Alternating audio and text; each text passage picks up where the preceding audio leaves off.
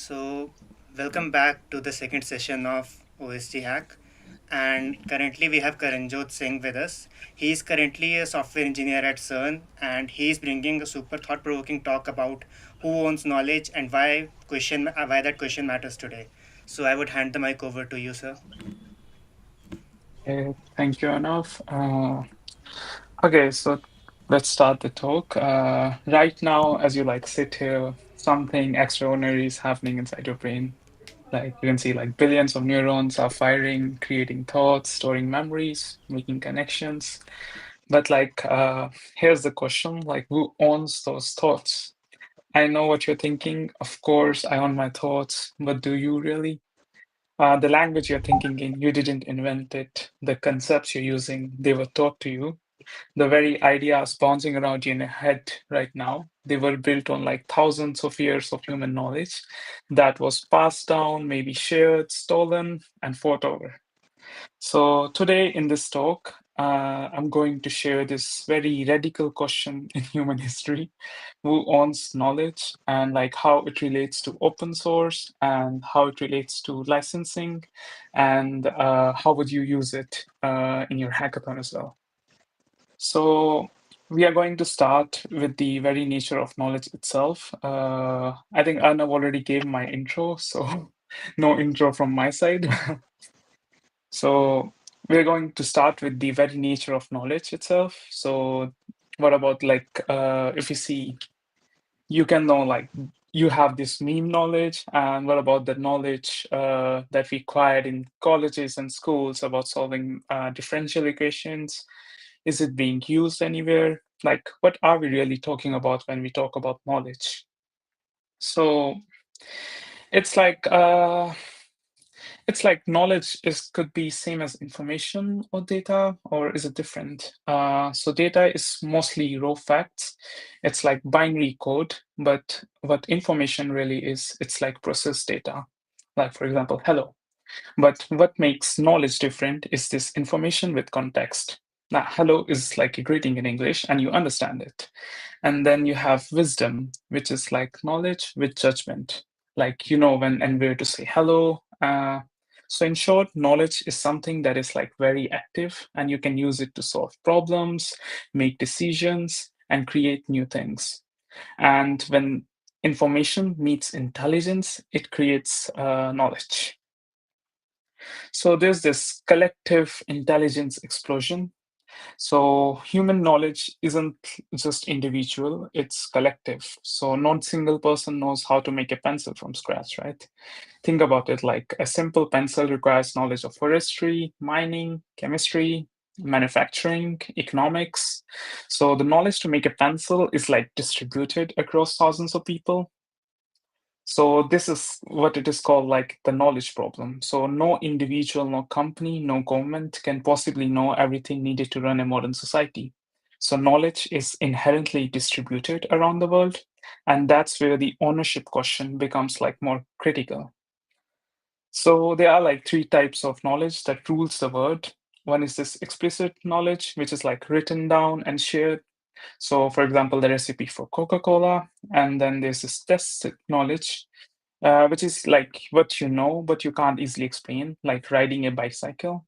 And that's something that's like a skill that you acquired, but you can't explain in simple terms.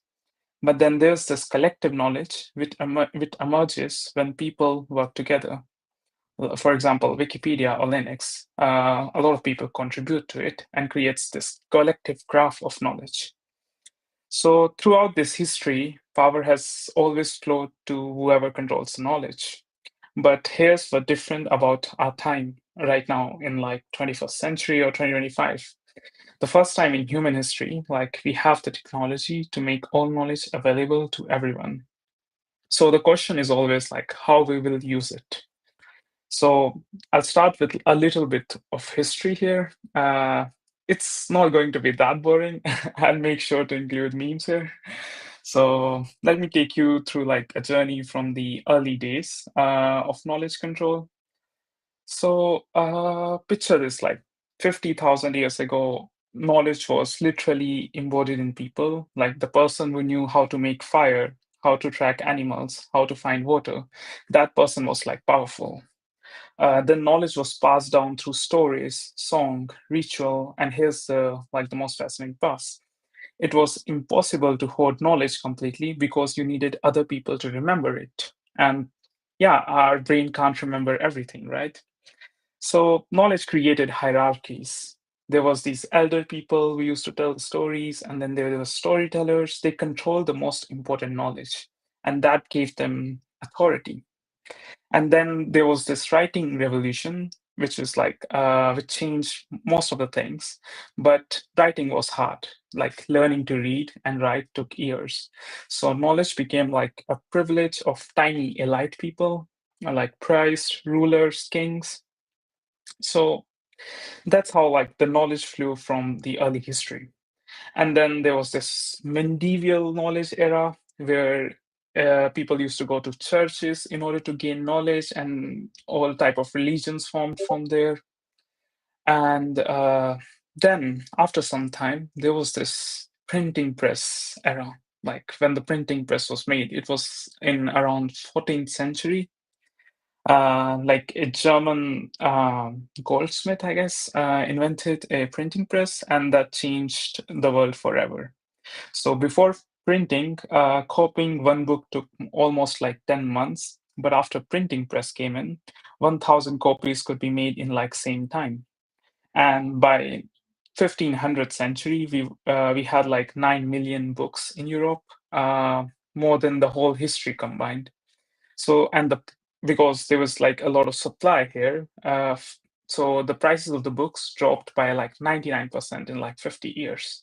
So knowledge became available to most of the people. So the printing press didn't just make books cheaper, it democratized the knowledge. So suddenly, like the ideas could spread faster than the authorities could control them. And then there was the scientific revolution, and a lot of things happened. But the most important one was the industrial revolution. It is where, like, the birth of technical knowledge happened, like how to build machine, how to organize factories, how to manage supply chains, and with it came new forms of knowledge ownership, patents, trade secrets, corporate research labs, and like this, there was this birth of intellectual property. This is when we invented the modern concept of intellectual property, the idea that knowledge itself could be owned like physical property. Patent gave inventors temporary monopolies over their ideas. Copyright gave authors control over their words. Trade secret lets companies hold like valuable knowledge indefinitely. And after this, there was this digital revolution, which is like not very later, and it is around 1950s or so.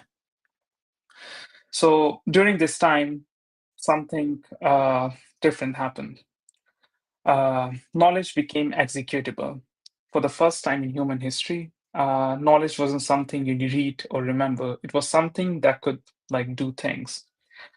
Think about this, like a computer program is a pure knowledge. It's instructions, logic, algorithms, all encoded in a way that machines can understand and execute. So when you write code, you're not just storing knowledge, you're creating knowledge that can act in the world. So this changed everything. Uh, this gave the birth of the software, and their flow an idea of how sharing was all natural. So there was this famous quote like sharing is caring, and it happened with the software as well. So in the 1950s and 60s, software was free. And it's surprising, like how can software be free? But not because like people were very generous or companies were very generous, but because it had to be. Like every computer was different, so every program had to be customized. So companies like IBM gave it the source code because customer needed to modify it to suit their computers. So it went till 1970s, where the great betrayal came, like the hermit meme you can see. So companies discovered that they could sell the software separately from hardware. Overnight, source code became like a trade secret. It was like if all the recipes in the world suddenly became logged in vaults, and you can like only taste food but never learn how to cook it. And then Then enter the Stallman era. Uh, we all know Richard Stallman. During that time, he was a programmer at MIT, and the issue was that he couldn't fix a printer because the company wouldn't share the source code. So it created a moment of frustration in his mind that would change the world. Little did he know. So Stallman didn't get just angry; he got like revolutionary. He realized that software freedom was more about like human freedom as well. So he launched this GNU project with a manifesto uh, with these four different freedoms or the rules that he redefined knowledge as. So the most important was the freedom to run the program for any purpose. And yeah, like that's not an accident. Stallman was making a philosophical statement. Like the freedom to use knowledge is so fundamental. Like it's where we start counting. So the philosophy wars began. There was this free versus open source movement as well. Uh, like I don't know, like I can see chat or not, but I wanted to know like how many people know what's the difference between free and open source. Okay, one second. So free software philosophy. Okay, I'll take the questions at the end. So there was this two different philosophies, or you can say like two different movements. One was like the free software, and one was the open source. So free software is like free as in freedom, which is like if you copy a software or if you use a software, you need to make the modifications that you did also available to the public. That was like the free software philosophy. So it was like more moral imperative. So user deserve control over their computing, and proprietary software is ethically wrong because it gives like developers more power over you, the users. And then there was this open source philosophy, which is like open development, produce better software, and like collaboration is like more efficient than secrecy. And we don't care about your ethics; we care about more about your results. So these two different philosophies started to begin, and the real world impact was that it shaped like most of the licenses we see today in the world. Like the companies that dominate tech today, companies love open source because it's about practical benefits. They were like more suspicious of free software because it challenges their fundamental business models. And why do you think like this matters more than what we think? Because it's because we get like a world where knowledge serves everyone, or a world where knowledge serves whoever can best monetize it. So there's this a slight little difference between the two. So it depends on like how you choose your license, how you want to modify your code, or on every corporate decision about what to open source and what to keep proprietary. So this impacts the ownership of the knowledge in a way. And then came the licensing, like how legal code shapes future. So it's like licensing. This is like where most people eyes glaze over. Like it's all legal. It's not my thing to do. But it's really required in today's society. Because it shapes how knowledge flows through society. So there are these two different licensing. One is permissive licenses and copyleft licenses. So permissive licenses are those which says like do whatever you want. We don't care. So they have this theory that maximum freedom leads to like maximum innovation. They bet that if you remove all the restrictions, people will naturally collaborate and build amazing things. But it doesn't happen always like that. But there are like some examples like MIT license and this Apache license. So what permissive license gives you is that you can like modify the code, build it, like sell it, improve it, ignore it, but just don't blame me if it breaks or give me credit. But with the copyleft license, it was more like there's this GNU license, the general public license, which says like you can use my knowledge, but if you modify and share it, you must share your changes under the same license. So if you modify the code under this license, you need to share the code as well to the public, which is like free as in freedom, because then companies can't just use the code and keep things that they build upon them to themselves. So in this, like the knowledge remains free, and that's like the main difference between free software versus open source software. Both are not the same thing. So companies love permissive licensing because they can take the code, modify it, and sell it without changing their changes. It's like being given like a recipe and being allowed to open a restaurant without telling anyone your secret sauce. So this is what I think. Like imagine if every time someone used your idea and they had to make their improvements available to everyone. That's exactly what copyleft does. It's not just sharing; it's enforced sharing. It's using copyright law to ensure that knowledge always remains free. So yeah, but there are like other licensing as well, like proprietary, which is like all the rights are reserved to the company, and then there's weak copyleft, strong copyleft, based on like the restrictions you get. But these are mainly the two categories the licensing is divided into. And then there's this corporate paradox, like how big tech both loves free and fears open source. So, like, you know that every system, mostly like every company, like 99% of Fortune 500 companies, most of the companies would use Kubernetes for infrastructure, which is open source. So 99% of the Fortune 500 companies using open source software in any way. Maybe it's some library or something. And Linux powers like 90 plus 96% of the world top million. And like every time you Google something or maybe order a cab or like do a Facebook post or something, it all runs on software that was created by volunteers and given away for free.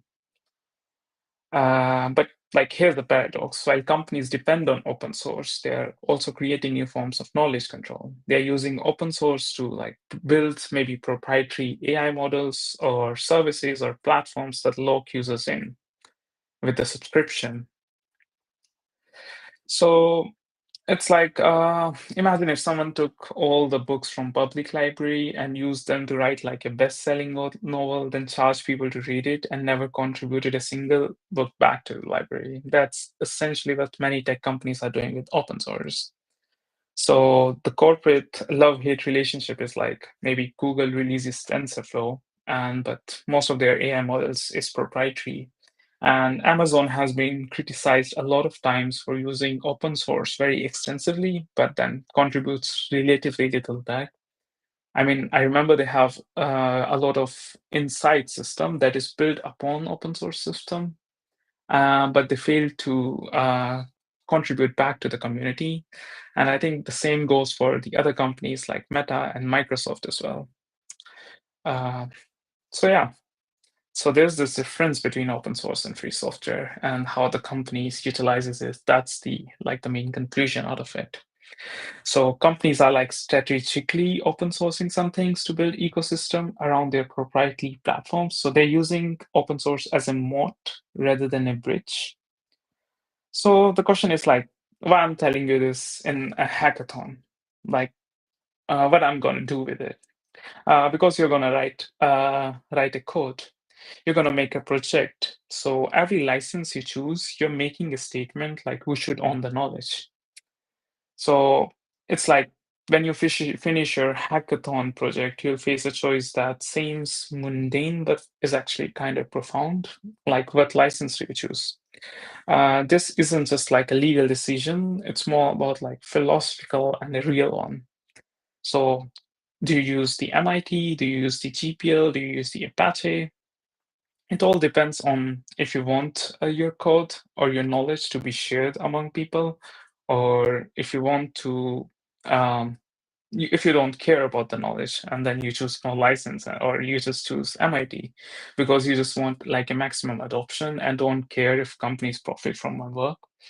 So Licensing is an important thing, and it's not something that people realize very early in their career or maybe when they code a project. But it's one of the things that helps you when your project gets big or when people start using it. So it's very important if you like consider licensing into your project when you start when you do like a hackathon project as well.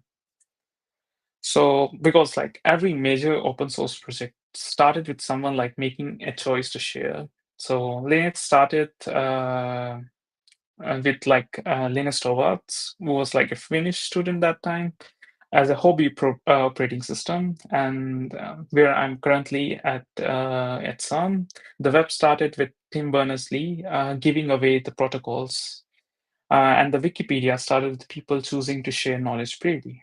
So I think like you could be that person as well. Yeah, I mean, you can be that person that can transfer how people work, learn, or connect. But only if you choose to share it, only if you care about taking the red pill or the blue pill. Yeah. So yeah, that's all from my side. I guess you would take licensing a little bit more seriously here. And now you know the difference between free software and open source software and like how ownership change over time and how open source uses the ownership of knowledge.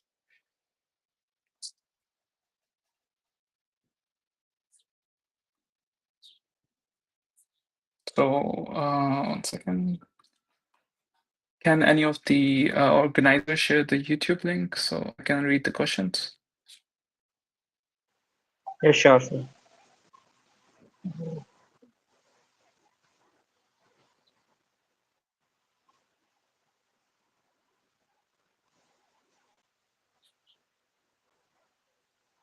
If there are any. If there are no questions, so I don't care about the link then. Thank you so much, Karanjot sir. That was incredibly insightful on knowledge and open source. We truly appreciate the clarity, the depth, and the quiet strength you brought to this session. Thank you so much for joining us. Great. No questions is it's either like thank you.